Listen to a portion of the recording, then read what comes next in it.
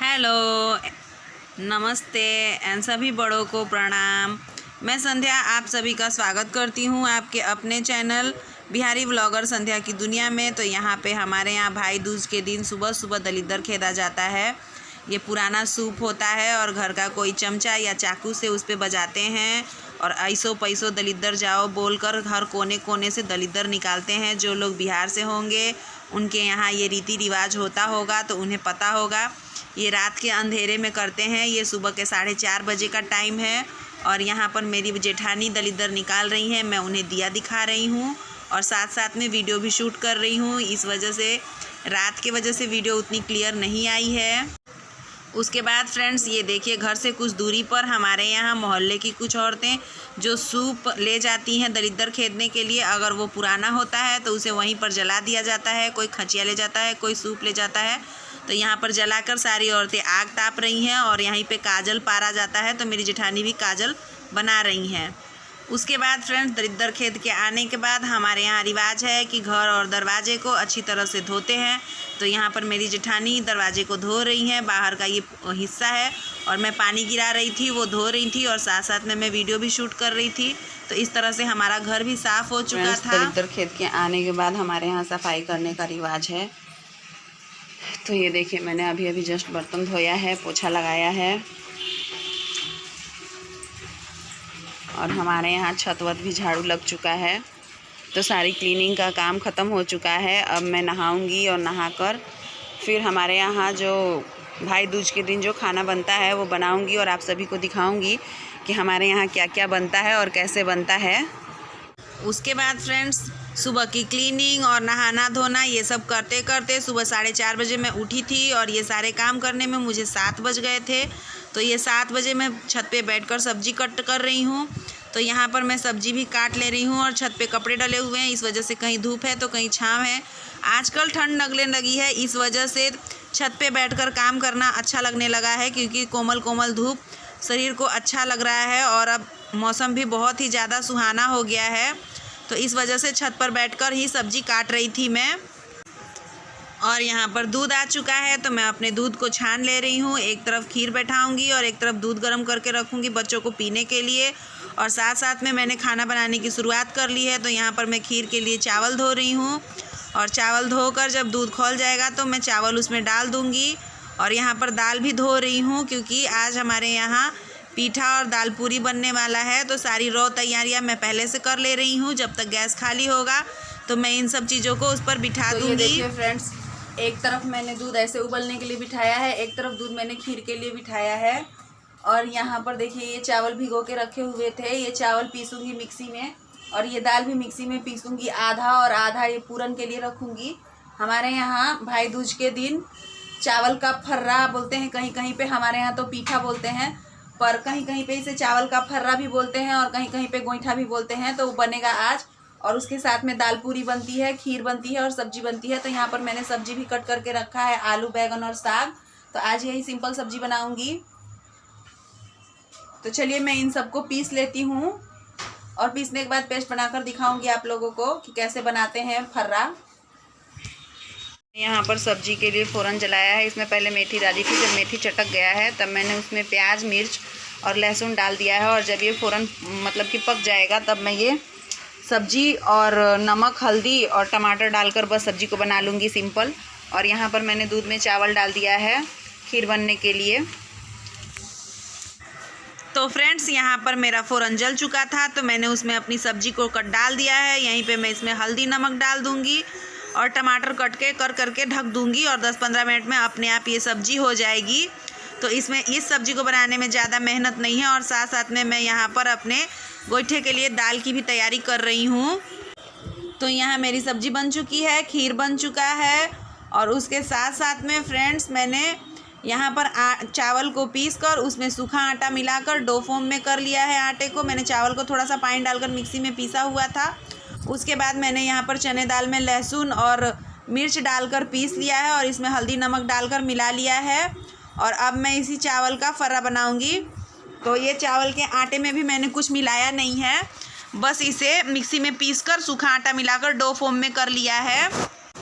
उसके बाद फ्रेंड्स मैंने एक तरफ पूरन के लिए दाल उबलने के लिए भगोने में बिठा दी है और उसे ढक दिया है, और एक तरफ चावल के फर्रो बनाने के लिए मैं पानी गर्म होने के लिए बिठा दूंगी। तो देखिए पानी मेरा जैसे ही उबल रहा है, आटे को लूँगी और उसका गोल बनाऊंगी, लोइयाँ बनाऊंगी, और लोइयों को ऐसे फैलाकर उसके ऊपर दाल को रख कर मोड़कर बंद कर दिया जाता है। जैसे हम गुजिया बनाते हैं उस हिसाब से बनाया जाता है, और पानी खौलने लगने पर इसे डाल दिया जाता है। तो देखिए मैंने यहाँ पर सारे अपने जो गोईठा है या फिर पीठा है उसे मैंने भर कर तैयार कर करके एक एक करके पानी में छोड़ती जा रही हूँ। इस तरह से मेरा ये पीठा बन जाएगा।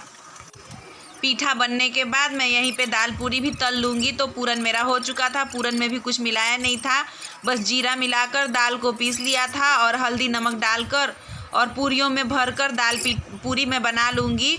तो ये देखिए आटे की लोई को मैं गड्ढा कर लिया है लिट्टी के जैसा, और उसमें पूरन भर के और उसका मुंह बंद करके बेल दूँगी और फिर तेल में डालकर तल लूँगी। इस तरह से मेरी सारी पूड़ियाँ भी बन चुकी थी।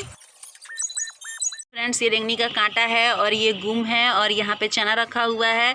हमारे बिहार में आज के दिन बहनें अपने भाई और अपनी फैमिली में जितने भी जेंट्स हैं सबको शराबती हैं, और उसके बाद फिर गोधन कूटा जाता है भाइयों को जिलाने के लिए। तो वैसे तो हम औरतें बाहर नहीं जाती हैं, इस वजह से गोधन कैसे कूटा जाता है ये मैं नहीं दिखा पाऊँगी, लेकिन हाँ यहाँ पे शराबते हुए मैंने दिखाया है। तो ये देखिए एक रेंगनी का कांटे का टुकड़ा और एक गुम का टुकड़ा और एक चना लेकर और फिर सरापने के लिए बाएं हाथ से सिर के चारों ओर से इस पत्ते को घुमाकर सरापा जाता है, और बोला जाता है कि जो भी मेरा भाई है वो मर जाए और उसकी बीवी विधवा हो जाए। इस तरह से हमारे बिहार में सरापने का रिवाज है। और उसके बाद गोधन कूट कर भाई को जिंदा किया जाता है। इस तरह से गोधन का रिवाज मनाया जाता है हमारे यहाँ। तो ये 5 बार किया जाता है, या फिर जिसके जितने भाई हों या घर में जितने जेंट्स हो वो कर लेते हैं। तो मेरे यहाँ पे 4-5 लोग हैं, तो मैं 4-5 लोगों को ही कहती हूँ, और मायके ससुराल सभी को बोलते हैं। तो इस हिसाब से यहाँ पर शराब लिया जाता है और फिर गोधन कूट कर जिलाया जाता है। तो ये वीडियो मैं आप लोगों को नहीं दिखाऊंगी। आज मैंने अधिकतर आप लोगों को बिहारी परंपराओं और बिहारी परंपरा से जुड़ी हुई चीज़ों के बारे में बताया और दिखाया है। तो ये देखिए फ्रेंड्स मैंने अपना सारा खाना बना लिया है। ये दाल भरी पूरी है, खीर है, और यहाँ पे ये आलू बैगन साग की सब्जी बनी थी, और ये बना था यूपी में इसे बोला जाता है गोईठा, चावल का फर्रा, और हमारे बिहार में बोला जाता है पीठा। आज के दिन इसी का नियम है। तो मैंने सारा खाना बना लिया है, और अब जब गोधन का पूजा होके आएगा तब वहाँ का पानी पीने के बाद फिर ये खाना खाया जाता है। तो इंतज़ार करूँगी मैं पूजा होके आने का। और यहाँ पे मेरे हस्बैंड नाश्ता कर रहे हैं। कैसा बना है? तो आज मैंने रेसिपी भी आप लोगों को पूरी डिटेल में नहीं दिखाई है क्योंकि वीडियो बहुत ज़्यादा लंबा हो जाता।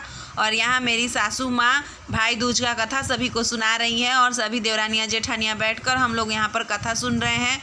और मैंने सोचा कि थोड़ा सा रिकॉर्ड कर लेती हूँ ये भी, क्योंकि ये भी हमारी परंपराओं से जुड़ी हुई है। तो उस साइड से अंधेरा आ रहा था तो मैं इस साइड आकर बैठ गई हूँ, और मेरी सासू माँ यहाँ पर सबको कथा सुना रही हैं। मेरी सासू माँ का बैठने का ढंग थोड़ा अजीब है, तो ये प्लीज़ माइंड ना करें, क्योंकि अब वो बूढ़ी हो चुकी हैं और शरीर भारी है, जैसा मन करे वैसा रहती हैं।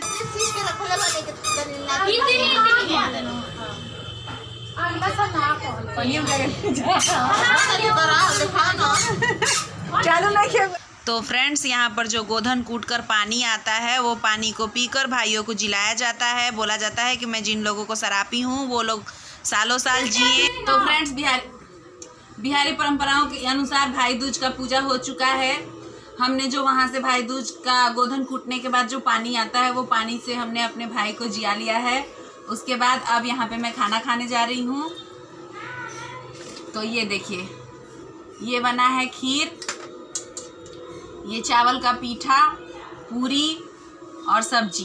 तो चलिए आप सब भी आ जाइए, हमारे यहाँ भाई दूज के दिन यही खाना बनता है, खाना। तो फ्रेंड्स हमारे यहाँ गोधन कूटने के बाद जो चना और मिठाई गोधन कूट कर आती है वो भाइयों को खिलाते हैं। तो मेरे भाई तो मायके में थे, तो इस वजह से फिर मैंने खाना खा लिया है और मैंने यहाँ पर बहुत आराम से अपना खाना कंप्लीट किया है।